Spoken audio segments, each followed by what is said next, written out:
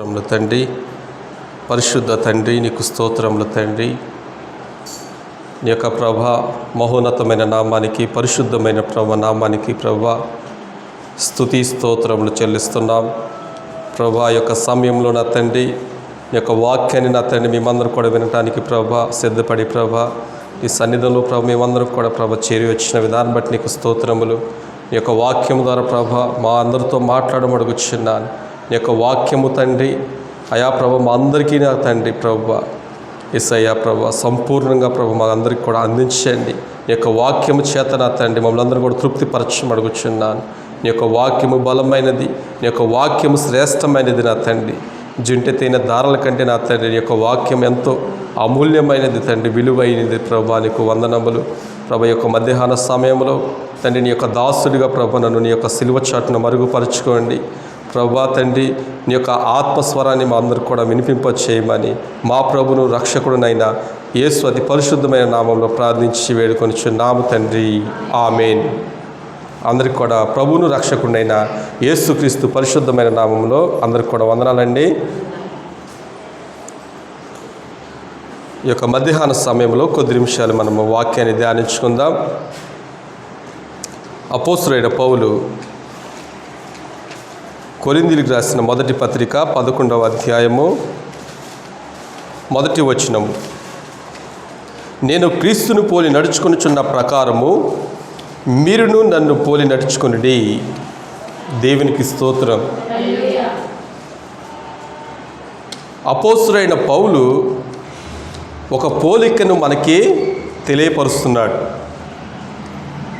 నేను క్రీస్తును పోలి నడుచుకొనుచున్న ప్రకారము మీరును నన్ను పోలి నడుచుకునిడి.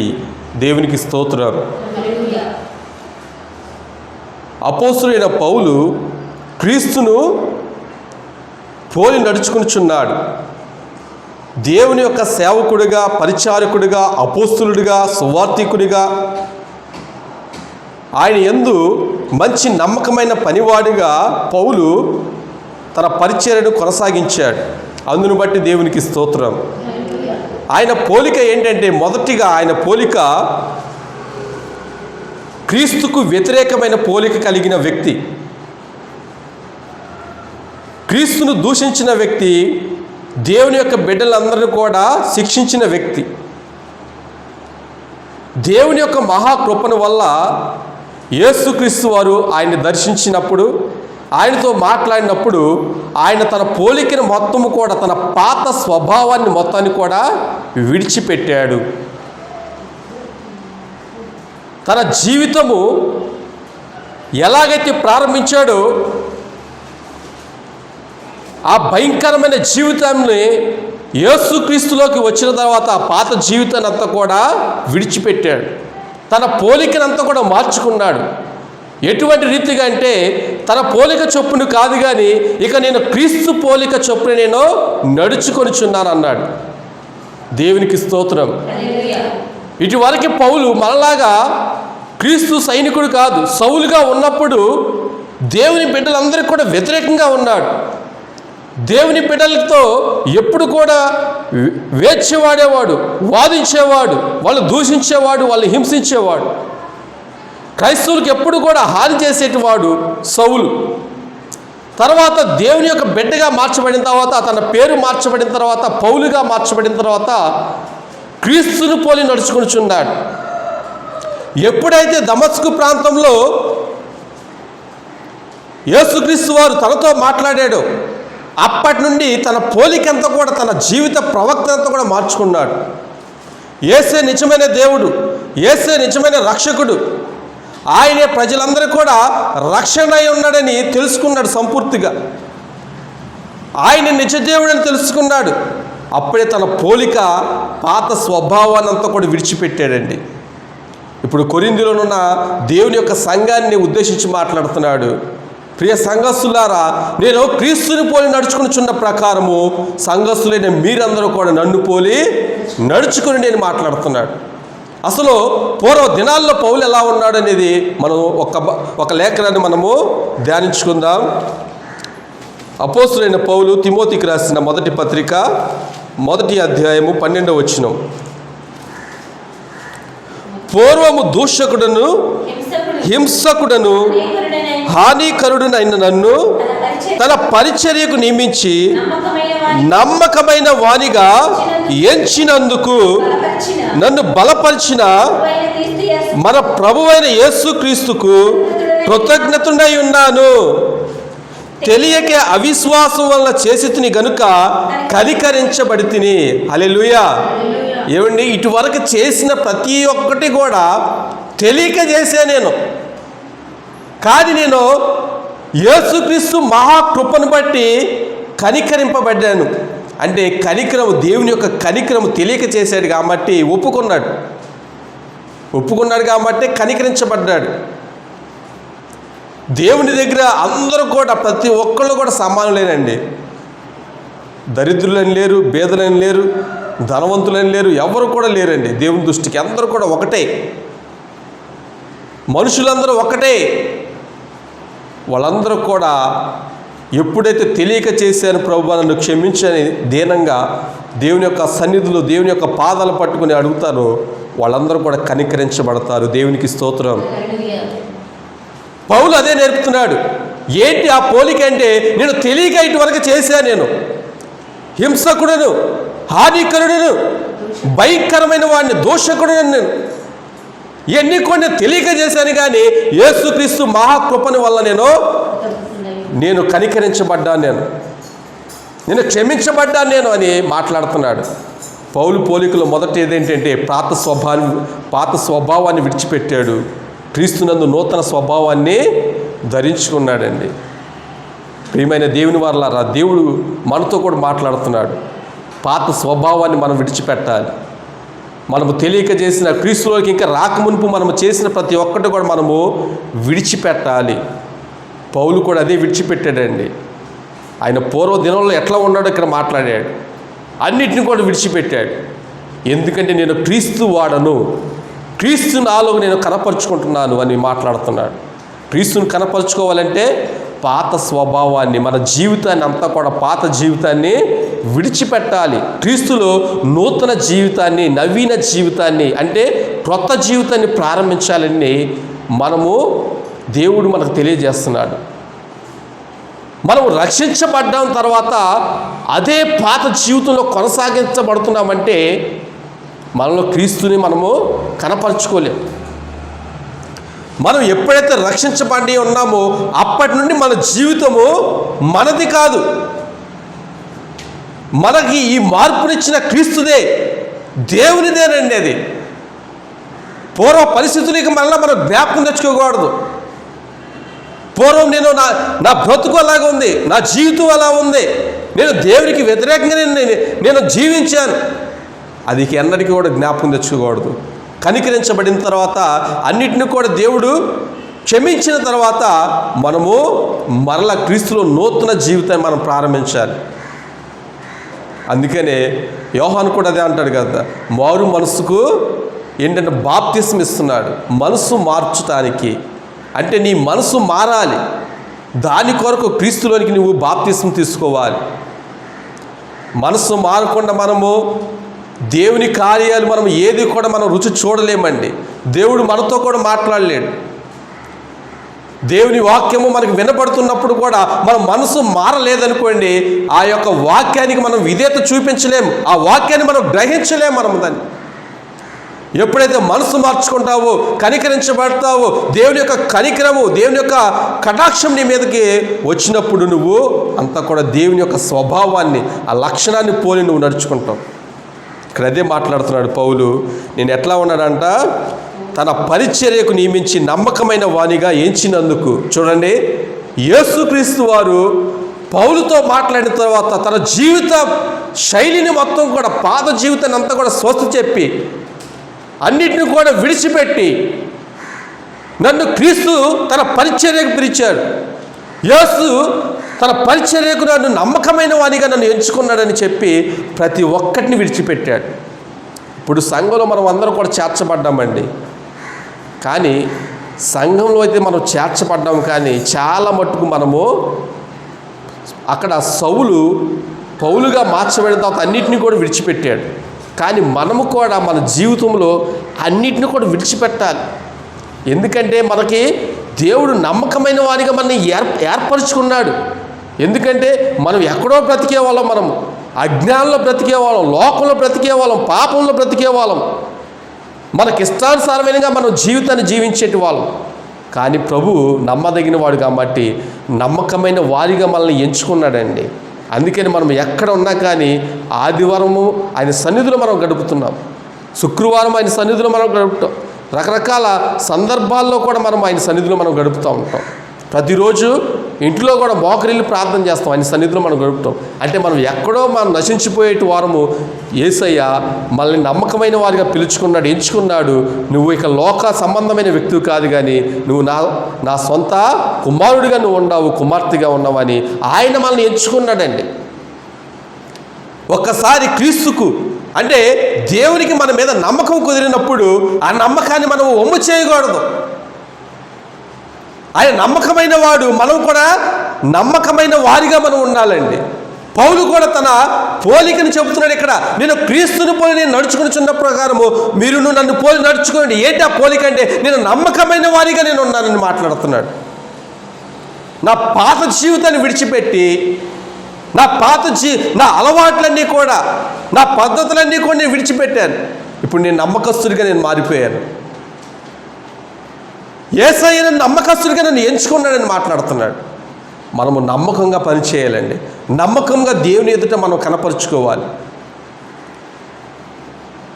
మనము ఆయన నమ్మదగిన వాడై ఉన్నాడు, మనం కూడా నమ్మదగిన వారిగా మనం ఉండాలి. మనుషులు మనల్ని నమ్మాలి, ప్రజలు మనల్ని నమ్మాలి, మన మీద ఉన్న అధికారులు మనల్ని నమ్మాలి, సంఘం మనల్ని నమ్మాలి, సేవకుడు మనల్ని నమ్మాలి. నమ్మకమైన వారికే మెండైన దీవులని దేవుడు మాట్లాడుతున్నాడు. ఎవరైనా కానీ క్రీస్తునందు యేసునందు నమ్మకంగా పనిచేస్తారో, నమ్మకంగా యథార్థంగా ఉంటారో వాళ్ళందరూ కూడా దేవుని ఆశీర్వాదాలు ఇస్తాడండి. పట్టజాలని ఆశీర్వాదాలు దేవుడు ఇస్తాడు. మనకి ఎప్పుడూ కూడా మనము దేవుని ఎదుట మనం ఆ నమ్మకాన్ని మనం కోల్పోకూడదు.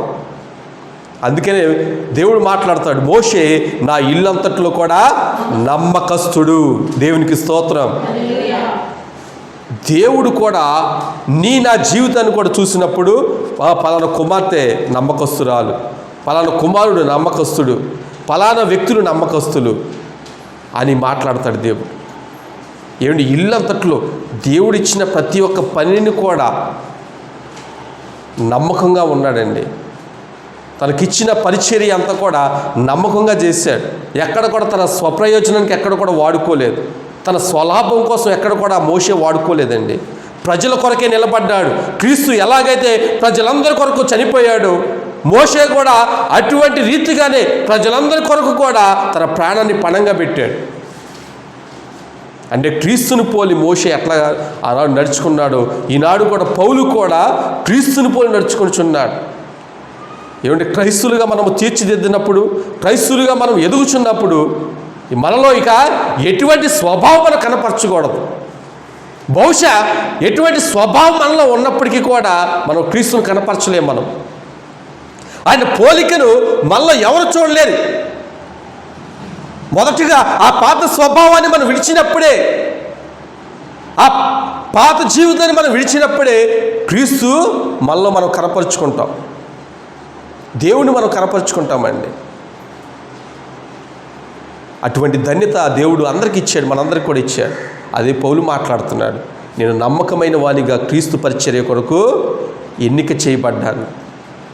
ఈనాడు ఎందుకంటే మనం అందరం కూడా ఎన్నిక ఆయన దృష్టి ఎందు మనము చేయబడలేకపోతున్నామంటే మనము ఇంకను కూడా నమ్మదగిన వారుగా మనం ఉన్నాం. ప్రభు పిలిచినప్పుడు మనం పలుకుతున్నామండి. ఆయన స్వరం విన్నప్పుడు మనం లోబడగలుగుతున్నామా? ఆయన మనకి ఆజ్ఞాపించినప్పుడు మనము చిత్తం ప్రభు అని మనం అనగలుగుతున్నామా? ఆయన నమ్మదగిన వాడండి. ఆయన పిలిచినప్పుడు మనం నమ్మకంగా మనం కూడా పలకాలి.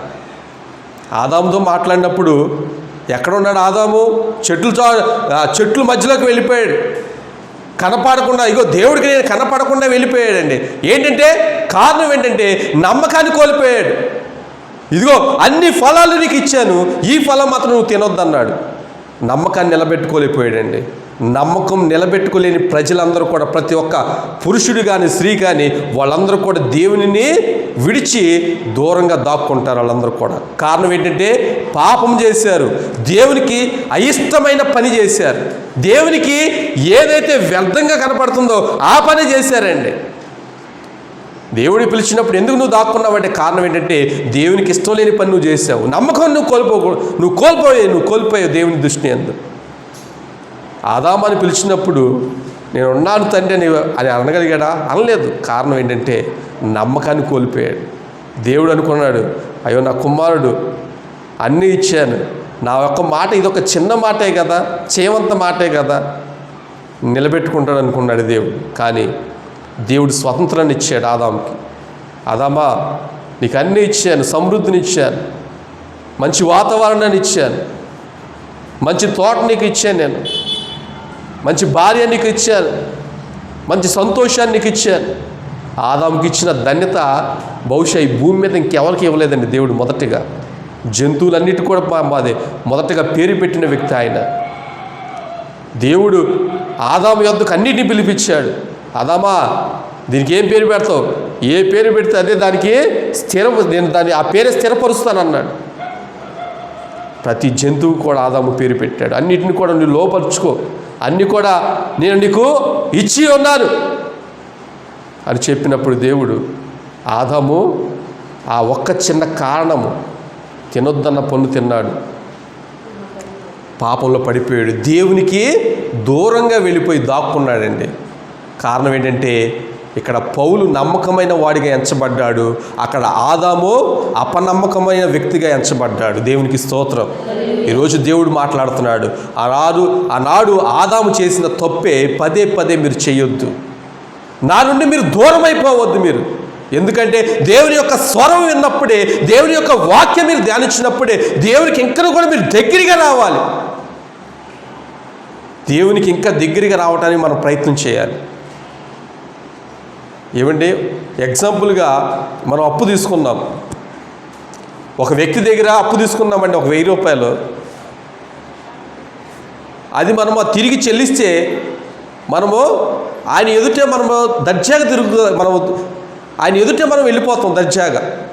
అదే ఆ 1000 రూపాయలు మనం ఇవ్వలేదనుకోండి, ఎట్లాగ వెళ్తాం? మనము అర్జెంటుగా వెళ్ళాలి, ఆ రోడ్డు మీద అతను ఉన్నాడు, ఆ వ్యక్తి మనకు డబ్బులు ఇచ్చిన వ్యక్తి. మనం ఏం చేస్తాం? మెయిన్ రోడ్లో కాకుండా అడ్డదారిలో మనం వెళ్ళిపోతాం కనపడకుండా. ఏంటి? నమ్మకం లేదు, మనం నమ్మకాన్ని కోల్పోయి ఉన్నాం. మనం ఆయన కనపడితే నిన్నే ఆయన ఎట్లా మాట్లాడతాడు నీకు ఆయనకే తెలియదు, నీ పరువు పోద్ది. ఏమండి, మనం ఎప్పుడు కూడా ఇతర వ్యక్తుల దగ్గర నుంచి మనం నమ్మకాన్ని అనేది మనం కోల్పోకూడదు. మనకి డబ్బున్నా డబ్బు లేకపోయినా, పలుకుబడి ఉన్నా పలుకుబడి లేకపోయినా కానీ మన నమ్మకాన్ని మనం నిలబెట్టుకోవాలండి. మొదటిగా అదే దేవుడు మాట్లాడేది. నీ మాట అవునంటే అవునుగాక, కాదంటే కాదనే ఉండాలి. అంతకు మించి ఏదైనా మాట వచ్చిందంటే అది కేవలం దుష్టు నుంచే వచ్చింది ఆ మాట. ఒక వ్యక్తికి మనము ప్రామిస్ చేసినప్పుడు అవును కాదు ఈ రెండే మాటలు ఉండాలి. నేను చేయగలుగుతాను, ఎస్, లేకుంటే నో. అంతకుమించి మనం మాట్లాడకూడదు.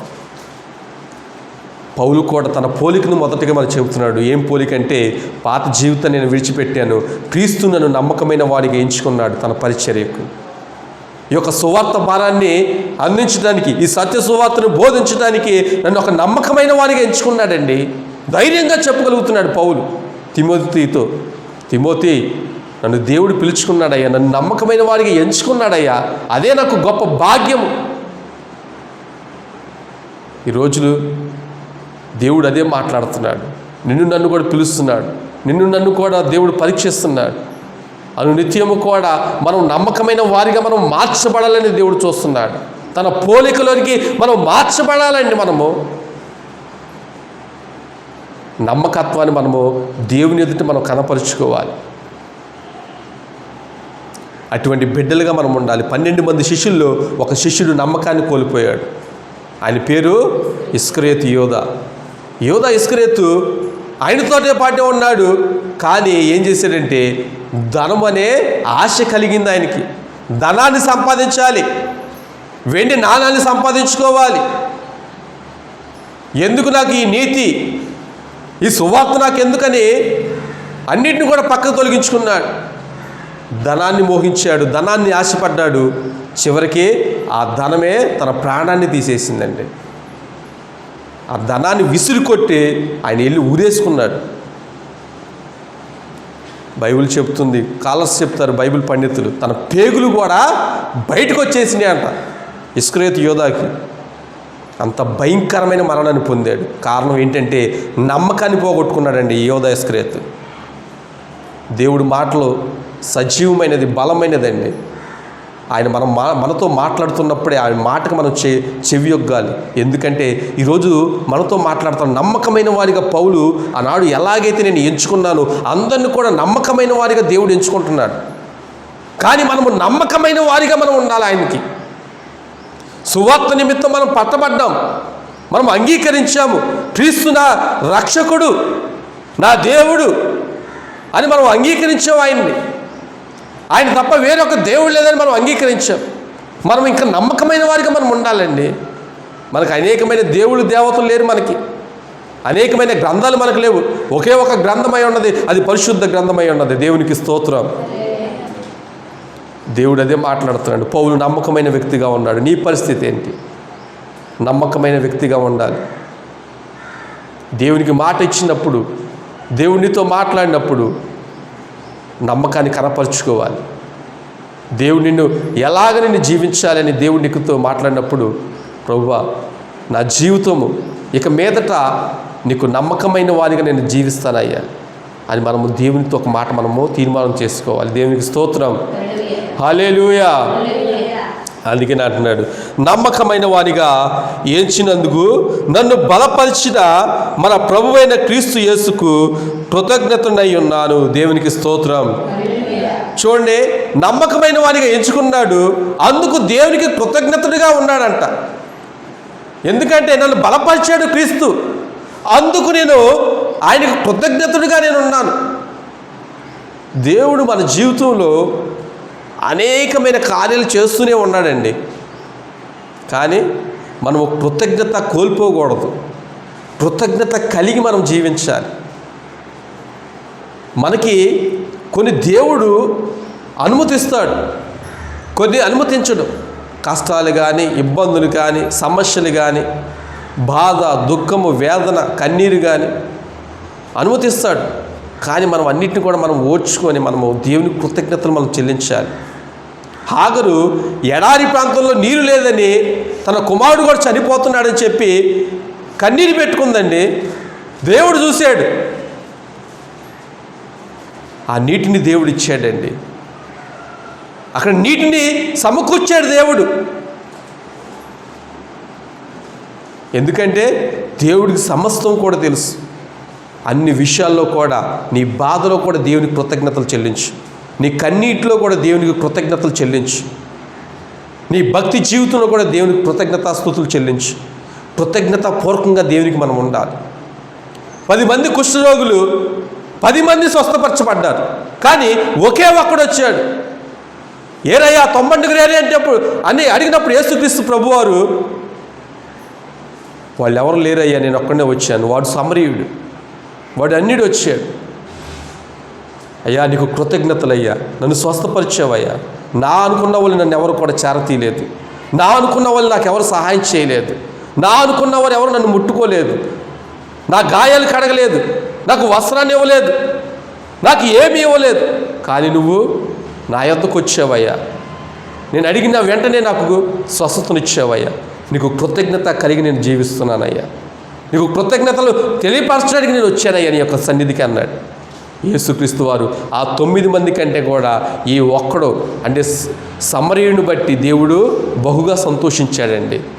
ఎందుకంటే చేసిన మేలును మర్చిపోకుండా తిరిగి మరలా వచ్చి యేసయ్యకి కృతజ్ఞతలు చెల్లిస్తున్నాడు. ఇక్కడ పౌలు కూడా తన పోలికని చెబుతున్నాడు, నేను కృతజ్ఞత కలిగి ఉన్నాను దేవునికి అంటున్నాడు. నన్ను నమ్మకమైన వారిగా ఎంచాడు దేవుడు, అలాగే నాకు బలాన్ని ఇచ్చాడు, నాకు బలాన్ని చేకూర్చాడు. అట్లాగే ఆయనకి నేను కృతజ్ఞతాపూర్వకంగా నేను ఉన్నాను. అన్ని విషయాల్లో నేను ఆయన కృతజ్ఞతలు చెల్లిస్తున్నాను. దమస్కు ప్రాంతాన్ని వెళ్తున్నప్పుడు ఆయనకు 2 కళ్ళు పోయినాయి. దేవుడు అతనితో మాట్లాడుతున్నప్పుడు. కానీ ఏం జరిగిందో 3 రోజులు ఆయనకి తెలియదు. దేవుడు అననీయతో మాట్లాడి, అననీయ ఇల్లు అక్కడ పౌలు ఉంటాడు, అక్కడ తార్సువాడైన పౌలు ఉంటాడు. ఆయనకి వెళ్ళి నువ్వు ప్రార్థన చేయన్నప్పుడు, ప్రార్థన చేసినప్పుడు ఆయన కళ్ళు తెరవబడి ఆ పొరలన్నీ కూడా బయటికి వచ్చేసినాయి. పొరలన్నీ ఊడిపోయిన తర్వాత కళ్ళు తెరవబడ్డాడు. మళ్ళీ బాప్తిసం పొందుకున్న నమ్మకమైన వాడిగా ఎంచబడ్డాడు. దేవునికి స్తోత్రం. తర్వాత నేను కృతజ్ఞతలు కలిగిన జీవిస్తున్నానని మాట్లాడుతున్నాను పౌలు. దేవునికి నేను కృతజ్ఞతను చెల్లిస్తున్నాను ఎల్లప్పుడూ కూడా. ప్రతి ఒక్క రోజు కూడా మనము ఆయనకు కృతజ్ఞత స్తుతులు చెల్లించాలి. ఆయనకు కృతజ్ఞత స్తుతులు మనము చెల్లించేటి వారిగా మనం ఉండాలి. ఆయన చేసిన మేలుని బట్టి చేయిపోయినా కానీ ఆయన కృతజ్ఞతలు చెల్లించాలి మనం. అందుకని ప్రభు మాట్లాడుతున్నాడు, కృతజ్ఞతలు కలిగి మనం ఉండాలి. అదే పోలిక దేవుని బిడ్డలు అనిపించుకోవాలంటే ఏంటంటే, దేవునికి మనం ఎల్లప్పుడూ కూడా థ్యాంక్స్ మనం చెప్పాలి. ప్రభువా, నాకు ఆహారాన్ని ఇచ్చావు, నీకు థ్యాంక్స్. నాకు పానీయాన్ని ఇచ్చావు, నీకు థ్యాంక్స్. ఆరోగ్యాన్ని ఇచ్చావు, థ్యాంక్స్. చాలామంది ఆహారం లేకుండా, అనారోగ్యం లేకుండా, అప్పు బాధల్లో, రకరకాల సమస్యల్లో కొట్టుమిట్టాడుతూ వాళ్ళు ఏం చేయాలో ఆ పరిస్థితులు కూడా వాళ్ళకి తెలియదు. కానీ దేవుడు మనల్ని సజీవ లెక్కలో ఉంచాడు. తన బలిష్టమైన రెక్కల చాటును మనం ఇంకా భద్రపరిచాడు. దేవునికి స్తోత్రం. హల్లెలూయా. ఇంకొక పోలిక ఏంటంటే, కొరింథీయులకు రాసిన మొదటి పత్రిక 9వ అధ్యాయము 16వ వచనాన్ని మనం ధ్యానించుకుందాం.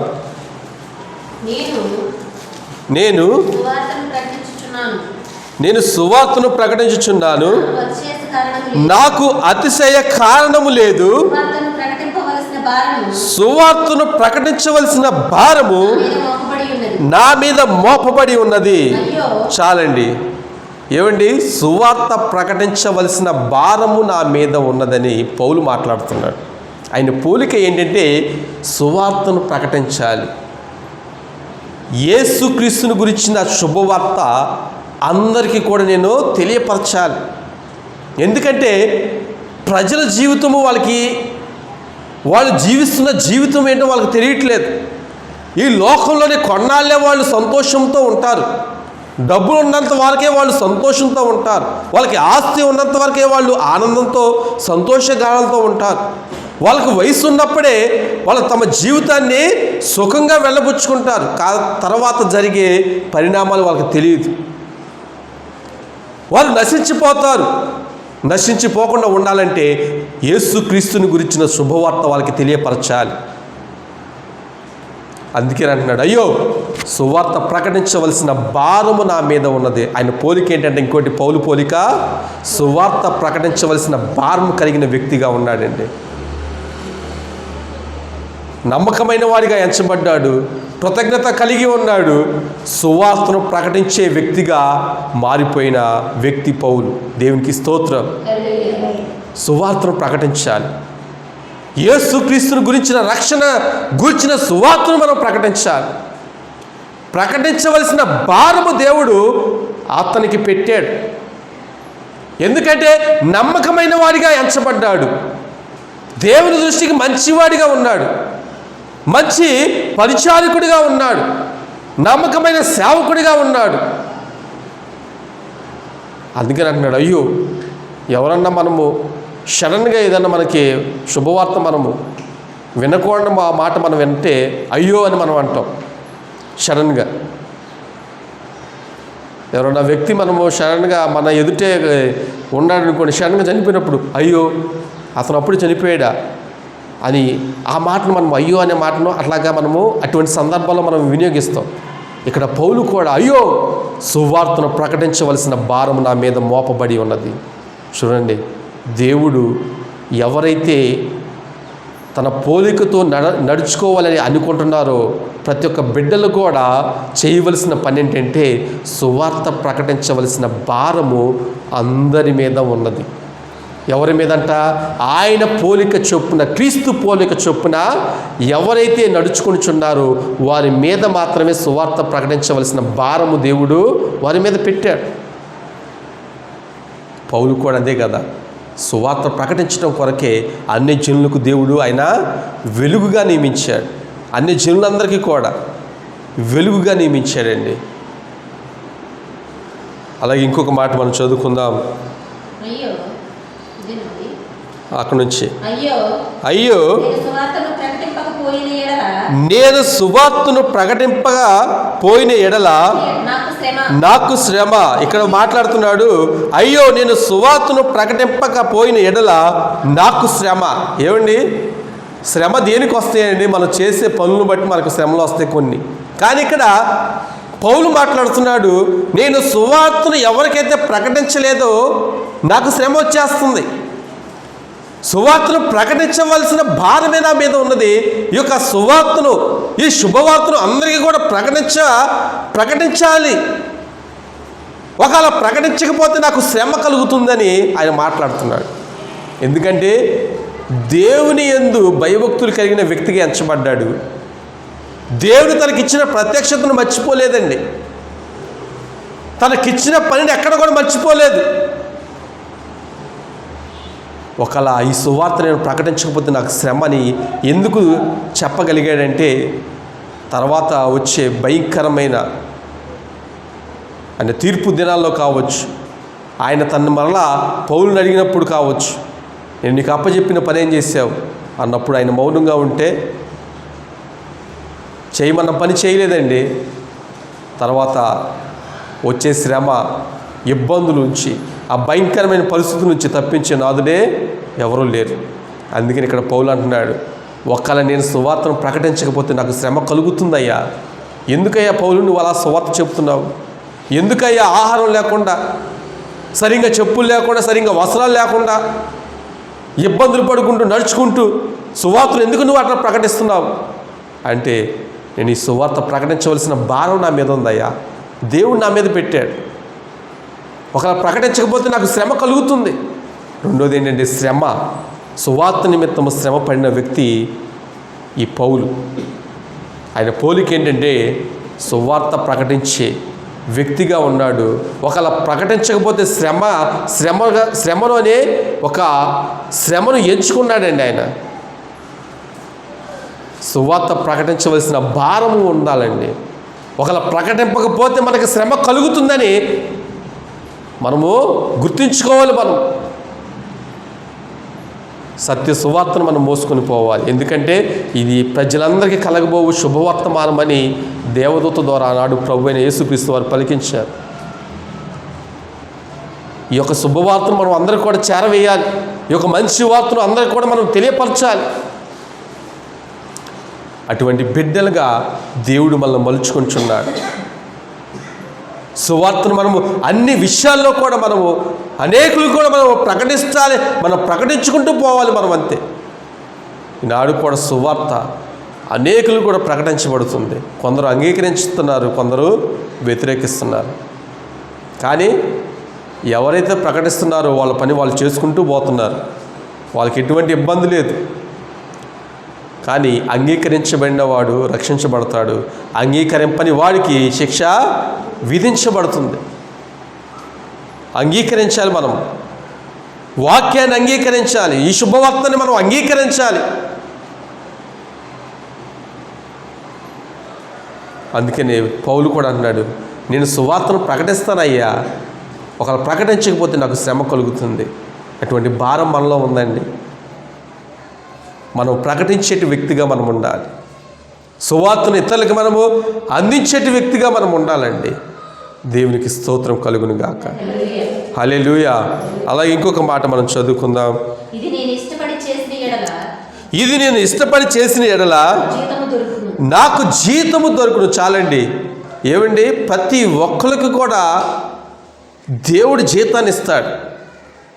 ప్రాముఖ్యంగా సువార్తీకరణ గురించి ఈ వాక్యమును అనేకులు చేరవేస్తున్నారు భక్తులు. వాళ్ళందరూ కూడా దేవుడు జీతాన్ని ఇస్తానని తప్పక సెలవిచ్చాడు, మాట్లాడుతున్నాడు. మీరు చేయవలసిన పని మీరు చేయండి, కానీ మీకు తగిన జీతాన్ని నేను మీకు ఇస్తానని మాట్లాడుతున్నాడు. ఇక్కడ అదే మాట్లాడుతున్నాడు పౌలు కూడా. ఇది నేను ఇష్టపడి చేసిన ఎడల నాకు జీతము దొరుకును.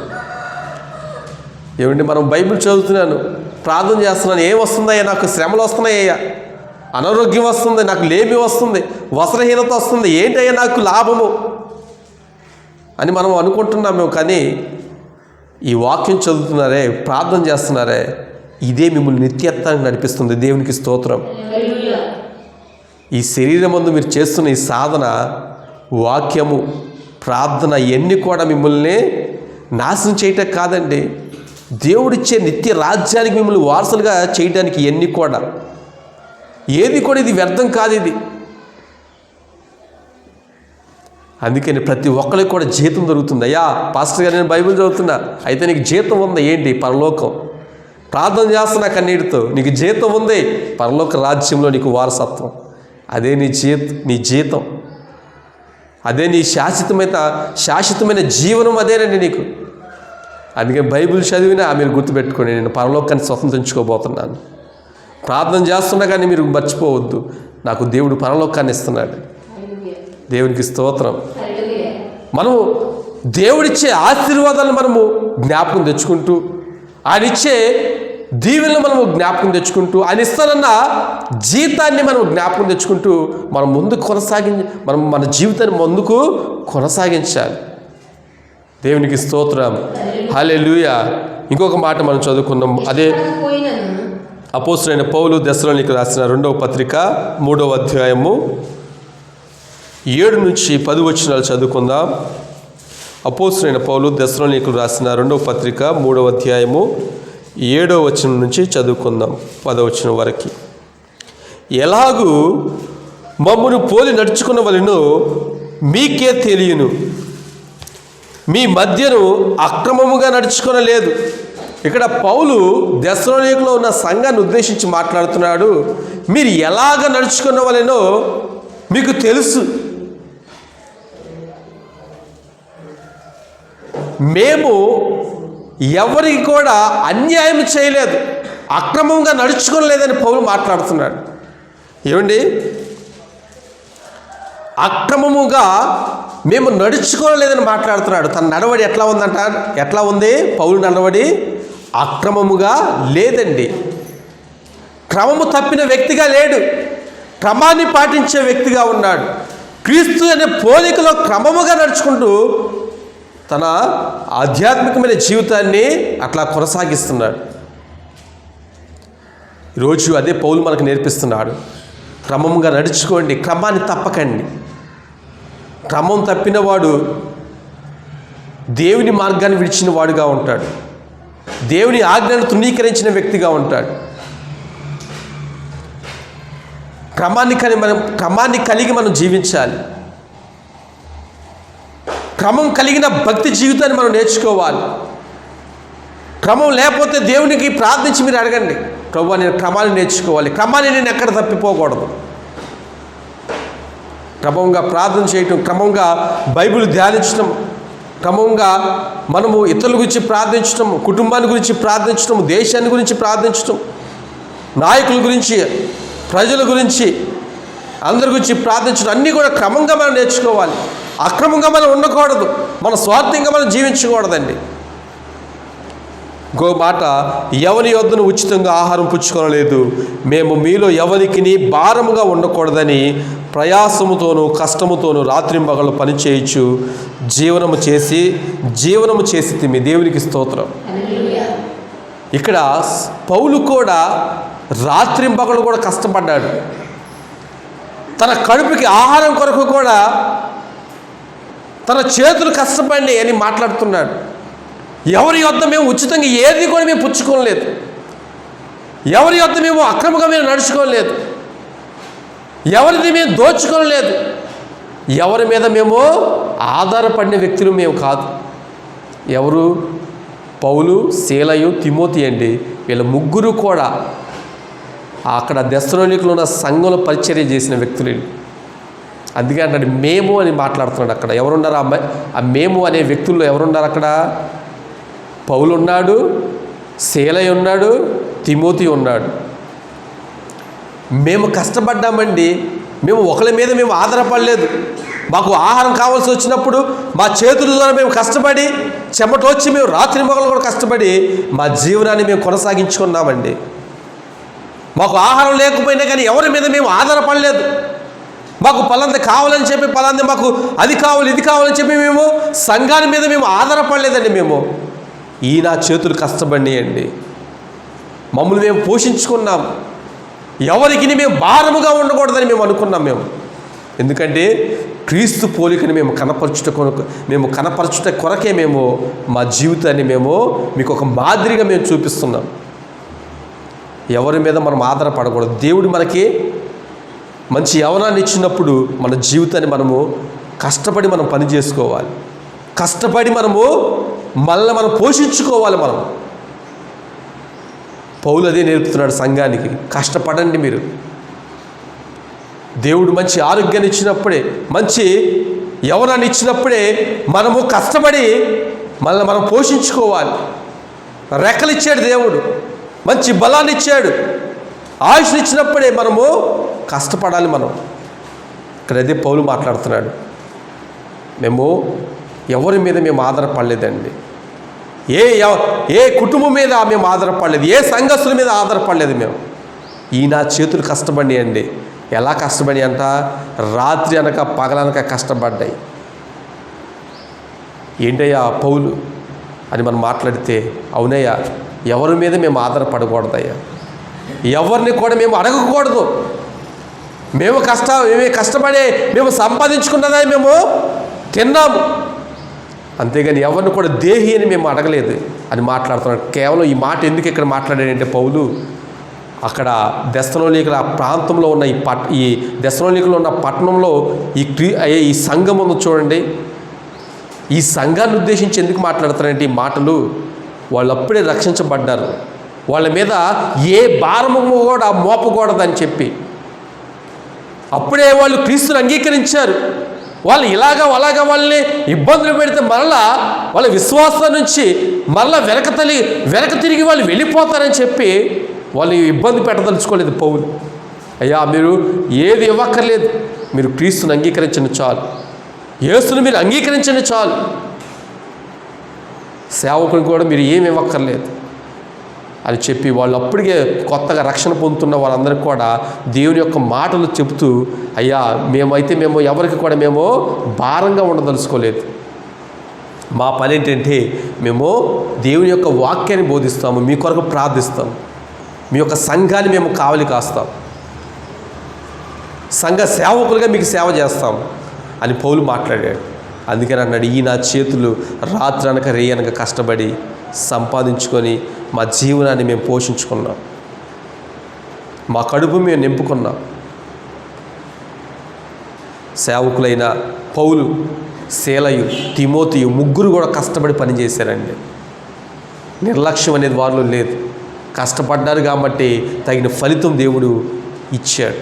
అనేకమైన మార్లు కూడా పౌలు పేరు, శీలయ పేరు, తిమోతి పేరు కూడా పరిశుద్ధ గ్రంథంలో అనేక మార్లు కూడా రాయబడిందంటే కారణం ఏంటంటే వాళ్ళు కష్టపడ్డారు కాబట్టి అన్నిసార్లు పేర్లు కూడా రాయబడింది.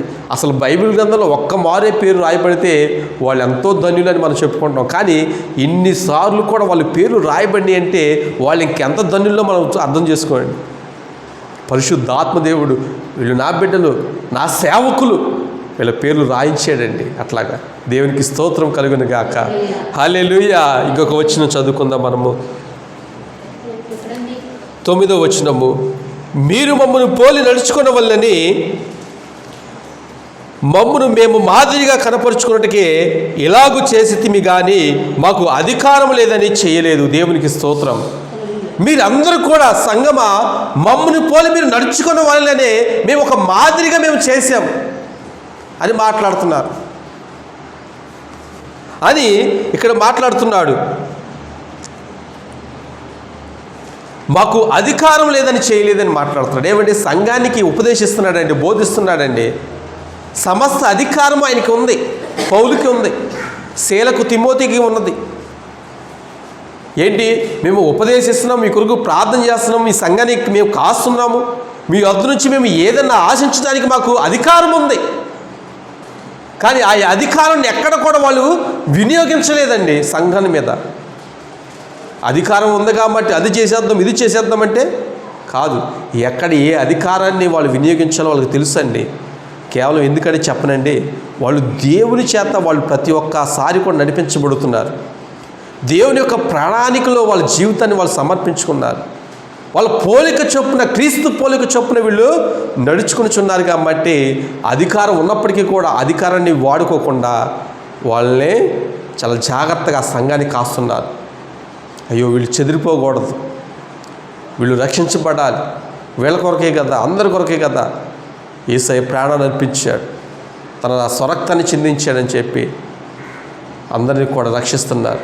ఎవరి యొద్ద నుంచి ఏది కూడా ఆశించట్లేదు. దేవునికి స్తోత్రం కలుగును కాక. మరియు మేము మీ యొద్ద ఉన్నప్పుడు ఎవడైనాను పని చేయని నల్లని ఎడల వాడు భోజనము చేయకూడదని మీకు ఆజ్ఞాపించింది కదా. దేవునికి స్తోత్రం. ఇక్కడ పౌలు చాలా క్లియర్గా మాట్లాడుతున్నాడు. కష్టపడి పని చేయాలి, కష్టపడే తత్వాన్ని నేర్చుకోండి అని పౌలు మాట్లాడుతున్నాడు. శ్రమనే ఆయుధంగా ధరించుకోండి, క్రీస్తును పోలి మీరు నడుచుకోండి అని మాట్లాడుతున్నాడు. ఆయన పోలికలన్నీ కూడా ఇక్కడ పౌలు చాలా క్లియర్గా మాట్లాడుతున్నాడు. మమ్మల్ని పోలి మీరు ఎలా నడుచుకోవాలో మీకు తెలుసు ఆ మాదిరి. మేము ఎవరైనా అక్రమంగా మేము ఎక్కడ కూడా మేము నడుచుకోలేదు, అక్రమంగా నడుచుకోలేదని మాట్లాడుతున్నాడు. అక్రమం అనేది ఆయనలో లేదు, క్రీస్తు పోలికే ఉంది ఆయనలో. ఆయన ఎప్పుడు కూడా కష్టపడిన వ్యక్తిగా ఆయన కనపరుచుకున్నాడు. అంటే ఎన్ని స్వభావ లక్షణాలన్నీ కూడా క్రీస్తులో ఉన్నాయి కాబట్టి ఆయన సాక్షాత్తు కూడా క్రీస్తుని పోలే నడుచుకుంటున్నాడు. చివరిగా ఇంకొక మాట మనం ధ్యానించుకుందాం. గలతీయులకు రాసిన పత్రిక 2వ అధ్యాయము 20వ వచనంలో పౌలు ఒక మంచి మాట మాట్లాడతాడు. నేను క్రీస్తుతో కూడా సిలువ వేయబడి ఉన్నాను, ఇకను జీవించువాడును నేను కాను, క్రీస్తే నా యందు జీవించుచున్నాడు. చాలా క్లియర్గా మాట్లాడుతున్నాడండి. ఇకను నా పోలికేంటి చెప్పనా, క్రీస్తే నా పోలిక, నేను సిలువ వేయబడి ఉన్నాను. ఇక ఇప్పటి నుంచి నేను జీవిస్తున్న ఈ జీవితం అంతా కూడా నాది కాదండి, క్రీస్తేనండి. నాలో క్రీస్తే జీవిస్తున్నాడు.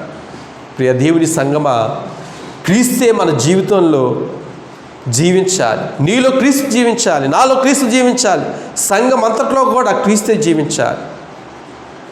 ఆయన లేకుండా మనము జీవించిన జీవితం అంతా కూడా వ్యర్థమైన జీవితం. చెప్పండి, క్రీస్తు లేని జీవితము వ్యర్థమైన జీవితం. అందుకని అంటున్నాడు, నేనైతే సిలువ వేయబడిపోయినాను, కానీ నాలో ఇక క్రీస్తే జీవిస్తున్నాడని చాలా ఖండితంగా మాట్లాడుతున్నాడు. యథార్థమైన మాటలు మాట్లాడుతున్నాడు. పౌలు పోలిక ఏంటంటే క్రీస్తుని పోలిన జీవితం అండి ఆయనది. ఆయన పోలికలో నడిపించబడ్డాడు. అందుకని సంఘాన్ని కూడా ఉద్దేశించి మాట్లాడుతున్నాడు. ఇగో ప్రియ సంఘమా, మీరందరూ కూడా నన్ను పోలి నడుచుకోండి. ఆనాడు క్రీస్తు 33 సంవత్సరాలు శరీర రీతిగా తను జీవించిన జీవితం అంతా కూడా తన తండ్రి అయిన దేవుని మహిమపరిచి జీవించాడు. తన జీవితం అంతా కూడా మన కొరకే ప్రయాసపడ్డాడు. తనకి కొరకు ఏది కూడా సమకూర్చుకోలేదు. అటువంటి జీవితాన్ని జీవించాడు. మన సంతోషాన్ని క్రీస్తు వెతికాడు. మన ఆధ్యాత్మికమైన జీవితాలు బాగు చేయటానికి, నీ జీవితం నశింపబడకున్నట్లుగా నీ జీవితం రక్షించబడాలని చెప్పి క్రీస్తు పడిన కష్టాలు, త్యాగాలన్నీ కూడా జ్ఞాపకం తెచ్చి తన జీవితాన్ని అంతా కూడా, తన పోలికని అంతా కూడా క్రీస్తు పోలికలో మార్చుకున్నాడు పౌలు. ఇక్కడ నేను జీవిస్తున్నాను కానీ క్రీస్తే నా యందు జీవిస్తున్నాడు. ఎప్పటి నుండి నేను జీవిస్తున్న ఈ జీవితం అంతా కూడా క్రీస్తే నాలో జీవిస్తున్నాడు అనేది మీరు జ్ఞాపకం తెచ్చుకోవాలనేది ఇక్కడ పౌలు క్లియర్గా మాట్లాడుతున్నాడు. అందుకనే ప్రియ దేవుని సంగమా, ఇక నుండి మనము మన జీవితాన్ని ఎలాగ మనము జీవించాలంటే క్రీస్తు పోలికలో ఉన్న జీవితాన్ని మనము జీవించాలి. ఆయన సంఘంలో మనం చేర్చబడ్డామంటే మనము చాలా ధన్యత మనం పొందుకున్నాం. చేర్చబడిన మనము, ధన్యత పొందుకున్న మనము, భాగ్యవంతులుగా ఎంచబడిన మనము నమ్మకమైన వారిగా ఉండాలి. కృతజ్ఞతలు కలిగిన వ్యక్తిగా మనం ఉండాలి. దేవుని యొక్క సువార్తను మనం మోసుకొని పోయేటి వారుగా మనం ఉండాలి. చివరిగా క్రీస్తే మనలో జీవించేటి వ్యక్తిగా మనము అనేకులకు కూడా మనము చూపించేటి వ్యక్తులుగా మనం ఉండాలి. హల్లెలూయా. అటువంటి ధన్యత, అటువంటి భాగ్యము దేవుడు పౌలుకి ఇచ్చాడు, ఇప్పుడు మనకి కూడా ఇచ్చాడు. దేవునికి స్తోత్రం కలుగును గాక. అటువంటి క్రీస్తును పోలిన జీవితాన్ని మనం జీవించి ప్రభునామాన్ని మనం మహిమపరచాలని దేవుని యొక్క చిత్తమై ఉన్నది. హల్లెలూయా. అటువంటి జీవితము అందరూ కూడా జీవించుదురు గాక. ఆమేన్. దేవుడి కొద్ది మాటలు కూడా దీవించి ఆశ్రయించును గాక. దేవుని యొక్క కృప సదాకాలం మనకు తోడే ఉండును గాక. ఆమేన్. ప్రార్థన చేసుకుందాం. ప్రభువా, నీకు స్తోత్రములు చెల్లిస్తున్నాను తండ్రి. ఈ యొక్క సమయంలో ప్రభువా, పౌలు మాట్లాడినట్లుగా నేను క్రీస్తుని పోలి నేను నడుచుకునిచున్న ప్రకారము మీరును నన్ను పోలి నడుచుకునడి అని ప్రభువా మాట్లాడుతున్నాడు. ప్రభువా, నీకు స్తుతి స్తోత్రములు తండ్రి. ప్రభువా, పౌలు ప్రభువా తన పూర్వ పరిస్థితి ప్రభువా సౌలుగా ఉన్నప్పుడు తండ్రి ఎంత మాత్రం ప్రభువా తన జీవితము అయా ప్రభువా మంచిది కాదని వ్యర్థమైన జీవితాన్ని జీవించాడు. కానీ ప్రభువా సౌలు నుండి పౌలుగా మార్చబడినప్పుడు నమ్మకమైన వారిగా ఎంచబడ్డాడు తండ్రి. కృతజ్ఞతుడై ప్రభ జీవించాడు. ప్రభా సువార్తను తండ్రి మోసుకొని పోయాడు ప్రభా. అలాగే తండ్రి చివరగా తండ్రి నేనైతే సిలువ వేయబడి ఉన్నాను, ఇక నువ్వు జీవించేవాడు నాలో క్రీస్తు అని ప్రభా చాలా ఖండితంగా ప్రభా తెలియపరుస్తున్నాడు తండ్రి. నీకు స్తోత్రములు ప్రభా. నీ యొక్క ప్రభ మాదిరిని ప్రభా, నీ యొక్క పోలికని ప్రభ పోలి మేము జీవించే భాగ్యాన్ని మాకు దయచేయండి ప్రభా. నీ యొక్క బిడ్డలలో ప్రభా నీ యొక్క ఆత్మను ప్రభా అయ్యా నీ యొక్క పోలికను ప్రభా ముద్రించమడుగుచున్నాను ప్రభా. నీకు స్తుతి స్తోత్రాలు చెల్లిస్తున్నాడు తండ్రి. చేరి వచ్చిన నీ బిడ్డలందరూ కూడా జ్ఞాపకం తెచ్చుకోండి అయ్యా. ప్రతి ఒక్కరు కూడా ఇక మీదట ప్రభా నీ యొక్క పోలికలో ప్రభా నడుచుకునే భాగ్యాన్ని దయచేసి పెట్టమని, అంతవరకు కూడా ప్రభా అటువంటి విశ్వాసమైన జీవితంలో కొనసాగింపచేసే అయా ప్రభా తండ్రి కృపను అనుగ్రహింపచేయమని మా ప్రభును రక్షకుడునైనా యేసయ్య పరిశుద్ధమైన నామములో ప్రార్థించి వేడుకొంచున్నాం తండ్రి. ఆమేన్.